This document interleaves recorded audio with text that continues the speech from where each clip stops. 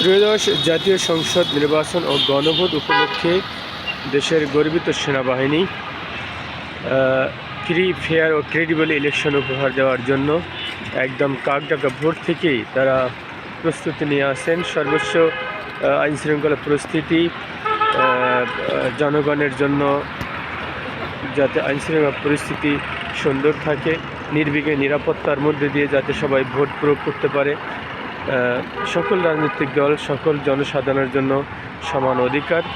সুতরাং আমরা দেখতে পাচ্ছি যে মানুষের মধ্যে ব্যাপক কোলাহল, গলির মধ্যে দিয়ে মানুষের খুব সকাল থেকে মানুষ উঠে এসছে ভোট দেওয়ার জন্যই। আমি দাঁড়িয়ে আছি এখন সার্ক ফোরার ঠিক সামনে, যেখানে ঢাকা শহরের গুরুত্বপূর্ণ একটি প্লেস।